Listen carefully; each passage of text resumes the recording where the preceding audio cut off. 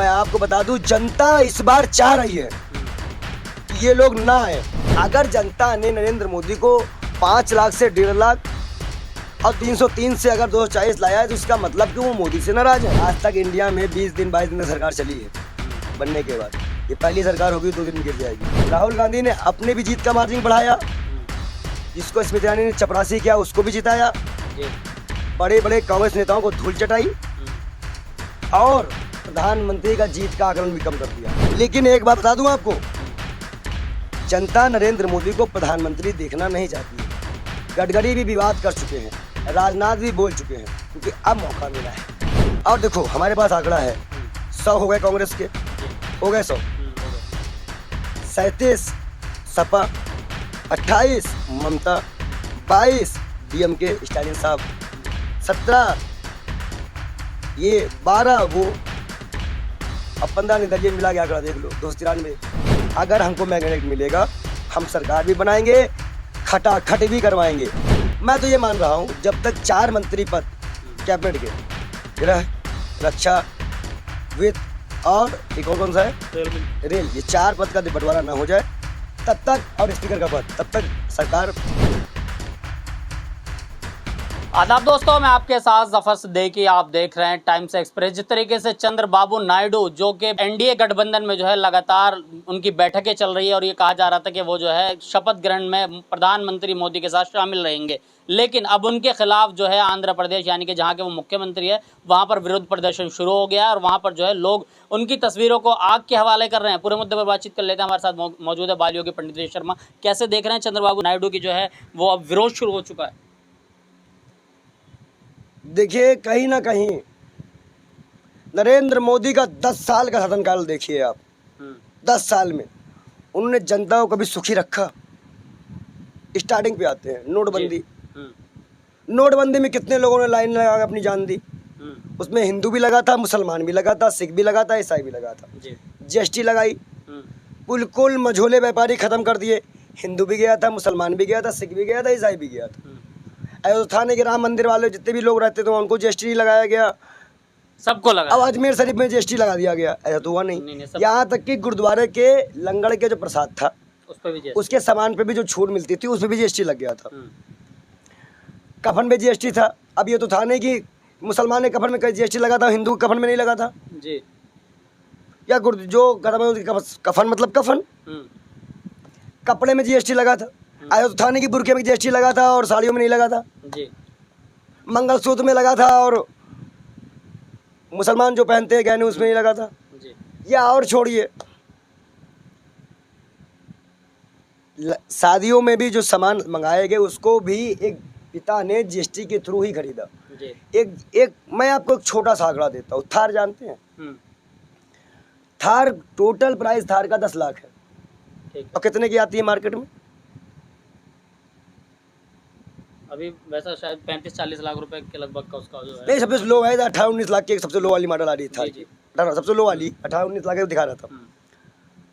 18-19 लाख में आप 8 लाख जीएसटी देते हो, मतलब 8 लाख रुपए आप सरकार को पे करते हो, तब आप ऑन रोड चल सकते हो।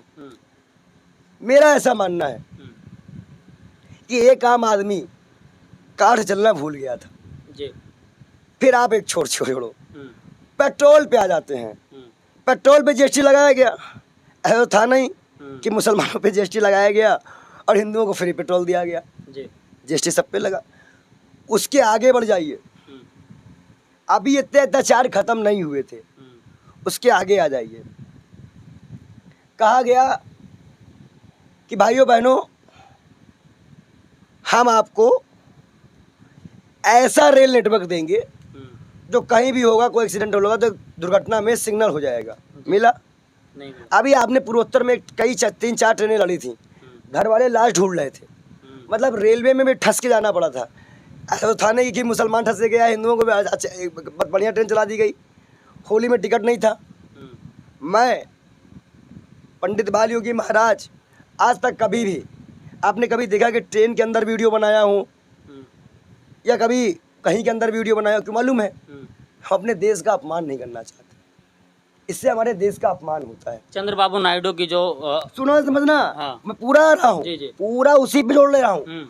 आप समझ नहीं रहे मैं क्या कह रहा नहीं, हूँ? मैं समझ रहा हूँ, बताइए। पूरा पे आया, हम्म, उसके आगे आगे बढ़ जाइए, कोरोना आता है, कोरोना में वैक्सीन कंपनी ने चंदा लिया, हम्म, लाशी गंगम बह गई, चुनाव करवाया, उसी टाइम पे जेल वेल का भी मामला चला था चंद्रबाबू नायडू का। हम्म, आप समझिए, तो इनका कोई भी 10 साल में, मतलब अगर जनता ने नरेंद्र मोदी को 5 लाख से 1.5 लाख और 303 से, इसका मतलब कि वो मोदी से नाराज हैं। हम्म। अब मोदी को प्रधानमंत्री कौन बना रहा है? नायडू और जेडीयू, नायडू और जेडीयू। मतलब जेडीएस और जी, जी। जेडीयू। सबसे महत्वपूर्ण बात यह है, क्या क्या मुंह दिखाओगे अपनी जनता को जिसके आगे रोए थे? हम्म। जिस जनता ने लोकसभा में भेजा है 16 लोगों को। मेरा ऐसा मानना है, हम्म। शपथ नहीं हुआ है। अच्छा, मंत्री पद का बंटवारा हो गया? नहीं, अभी नहीं हुआ। तब मैं आपको बता दूं, जनता इस बार चाह रही है कि ये लोग ना आए। अच्छा, आप लिख के रख लो। तो नायडू की तस्वीरें जलाने लगे अब आंध्र प्रदेश के लोग कि मोदी के साथ ना जाएं। देखिए, मैं आपको बता दूं, हम्म, ऐसा कोई सगा नहीं जिसको उन्होंने ठगा नहीं। अच्छा। 1.25 लाख करोड़ रुपए आज तक बिहार को नहीं मिला। हम्म, ठीक है, नीतीश कुमार विशेष राज्य दर्जा मांगेंगे, हम बिहार को वो भी देने को तैयार हैं। हम्म, हमने कब रोका बिहार के लिए? कभी भी इंडिया अलायंस के लोगों ने रोका कुछ? बिहार को किसने रोका था? भाजपा ने रोका था। बिहार का युवा कौन, किसने लाठियाँ चलवाई थी? तो अगर आप नीतीश चाचा, अगर आप बिहार के युवाओं से पूछो तो कहते हैं चाचा पलट जाओ, एक बार और पलट जाओ। पंडित जी, अब कुछ घंटे का समय बचा है जो शपथ ग्रहण की तारीख है, क्या लग रहा है कि चाचा और नायडू पलटेंगे? मंत्री, जब मैंने क्या कहा, मैं उसी बात पे अड़ा हूँ। 4 मंत्री पद और स्पीकर का पद डिक्लेयर होने दो, हम देखते हैं क्या होता है। लेकिन एक बात बता दूं आपको, जनता नरेंद्र मोदी को प्रधानमंत्री देखना नहीं चाहती है। गडकरी भी विवाद कर चुके हैं, राजनाथ भी बोल चुके हैं, क्योंकि अब मौका मिला है, अब सबको मौका मिला है। सुब्रमण्यम स्वामी खुल के बोल रहे हैं मोदी को इस्तीफा देना चाहिए, और सही हकीकत बात यह है। देखो, राहुल गांधी के चेहरे पे चुनाव लड़ा गया कांग्रेस का, जी, नो डाउट। राहुल गांधी ने अपने भी जीत का मार्जिन बढ़ाया, जिसको स्मृति ईरानी ने चपरासी किया उसको भी जिताया जी। बड़े बड़े कांग्रेस नेताओं को धूल चटाई, और प्रधानमंत्री का जीत का आकलन भी कम कर दिया। मैं हूँ कि जो सीटें 130 सीटें जो हैं वो 500 के मार्जिन से जीती गई है, और 100 सीटें 1000 की मार्जिन से जीती गई है। अब मैं बता दूं, इस पे भी मुकदमा होगा और ईवीएम भी हटेगी। अच्छा, ईवीएम हटेगी, अब ईवीएम हटेगी। लेकिन पंडित जी, क्या लग रहा है कि शपथ ग्रहण नहीं होएगा क्या? मैं पहले दे रखा हूँ, मतलब शपथ ग्रहण नहीं होगा? कुर्सी भी रखी है, शपथ ग्रहण नहीं होगा। यही रात अंतिम, यही रात भारी, मतलब अंतिम रात है ये। क्योंकि अगर ये लोग इनके साथ जाते हैं तो विधानसभा चुनाव भी आ रहे हैं, नायडू को जवाब देना पड़ जाएगा। और कहीं भी आ रहे अगर मजबूती से खड़ी हो गई तब। और देखो, हमारे पास आंकड़ा है, 100 हो गए कांग्रेस के, जी, हो गए 100, हो गए 37 सपा, 28 ममता, 22 डीएमके स्टालिन साहब, 17 ये, 12 वो, अब 15 निर्दलीय मिला के आंकड़ा देख लो, 293। मतलब आप लोग अपना आंकड़ा सेट किए बैठे हैं। देखो, हमने जनता के दिए मैग्नेट को स्वीकारा, आशीर्वाद लिया, हमने सरकार नहीं बनाई।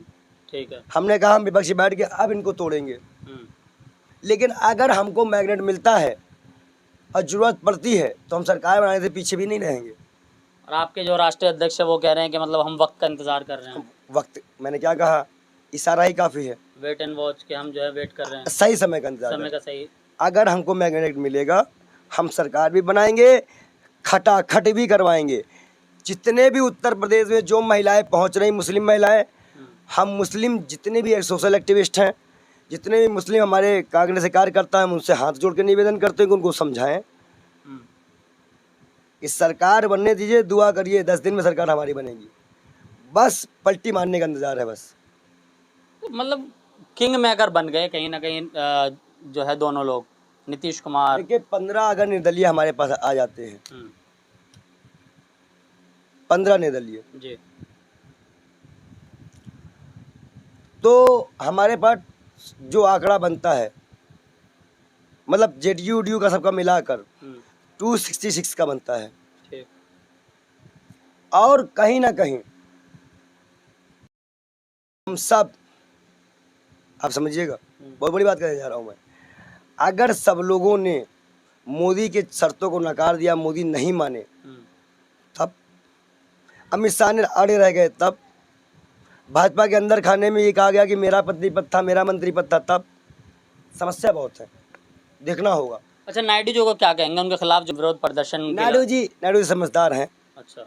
बहुत बुद्धिमान हैं, गठबंधन की राजनीति को भी जानते हैं और वर्तमान की राजनीति को भी जानते हैं, भविष्य में क्या होगा उसको भी समझते हैं। अपना वक्त भी याद है उनको जब जेल भेजा गया। हाँ, तो खेला होगा।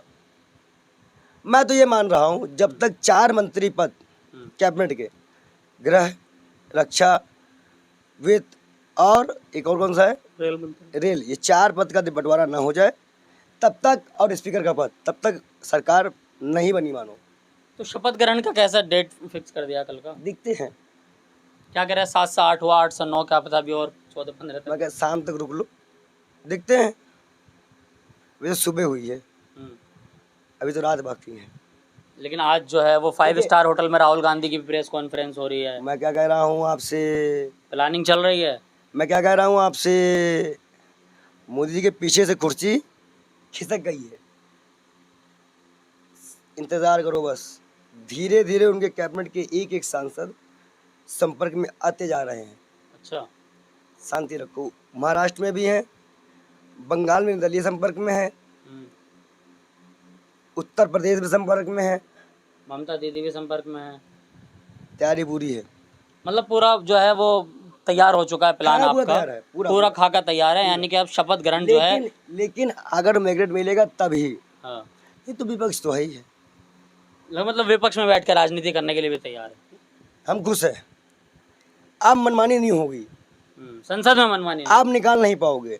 बिल पास कराने में नानी याद दिला देंगे, माइक म्यूट नहीं हो पाएगा। बिल पास कराने में नानी याद दिला देंगे। तो मतलब माइक म्यूट नहीं हो पाएगा। देखते हैं, अभी संसद चलने दीजिए, हो सकता है सत्ता पक्ष वाली विपक्ष में हो जाए, अभी कुछ कह नहीं सकते। संसद में तो कुछ और ही हो सकता है। तो मतलब ये समझे कि आज का जो दिन वो बहुत महत्वपूर्ण है और इंतजार किया जाए कि कल शपथ ग्रहण होगा या नहीं। आज तक इंडिया में 20 दिन 22 दिन तक सरकार चली है बनने के बाद, ये पहली सरकार होगी 2 दिन में गिर जाएगी, देखिएगा। 2 दिन में गिर जाएगी, देखिएगा। नहीं पंडित जी ऐसा क्यों बोल रहे हैं? अभी देखिए, मैं क्या करूँ, 4 मंत्री पद और स्पीकर, मैं आ रहा हूँ उसी बात पे, होने दो उसका क्लियर, फिर देखते हैं। चलिए, तो बहुत बहुत शुक्रिया। बाल योगी पंडित विजय शर्मा से हमारी बात हुई है। कह रहे हैं कि 20-22 दिन की तो सरकार है देखी है, लेकिन ये सरकार ऐसा हो सकता है कि शायद 2 दिन यानी कि 48 घंटे में गिर जाए, अगर शपथ ग्रहण होता है तो भी, क्योंकि अभी तक वो सहमति ऑफिशियली जो है वो मीडिया पर नहीं आ पाई है, जिस सहमति की बात जेडीयू और नायडू की तरफ से यानी कि नीतीश कुमार और नायडू जी की तरफ से की जा रही है, उस पर सहमति जो भी बनी है वो अभी तक जो है मीडिया के सामने चीज़ें क्लियर नहीं हो पाई। लेकिन उसके बावजूद भी 9 तारीख की जो डेट तय की गई है कि 9 तारीख को जो है शपथ ग्रहण होगा, तो क्या आज का दिन बहुत ही नज़र रखने वाला दिन है कि पूरा दिन क्या कुछ होगा, यानी कि किस तरीके से सहमति बनेगी। लगातार राहुल गांधी भी प्रेस कॉन्फ्रेंस कर रहे हैं और ये कह रहे हैं कि हम विपक्ष में बैठने के लिए भी तैयार हैं। क्या कुछ होगा ये तो कल का दिन बताएगा कि क्या सत्ता बन पाएगी, और सत्ता में वो तमाम सहमति, क्योंकि नायडू जी के खिलाफ जो वहाँ के लोग हैं आंध्र प्रदेश के, यानी कि जहाँ के वो मुख्यमंत्री है, वहाँ के लोग उनका जो है अब फोटो आग के हवाले करना शुरू कर दिया। वो लोग नाराज़ हैं कि प्रधानमंत्री से हम नाराज़ थे और उनकी नाराज़गी जाहिर है, और बिल्कुल के उन्होंने जो है नायडू को देखकर वहाँ पर जो है अपने सांसद चुने हैं। तो क्या उस पर लोगों की सहमति बन पाएगी या फिर सत्ता बदल जाएगी, यानी कि अब से 24 घंटे बाद क्या कुछ होने वाला है देश के अंदर। ये इस तरह की तमाम अपडेट्स के लिए जुड़े रहिए और देखते रहिए टाइम्स एक्सप्रेस।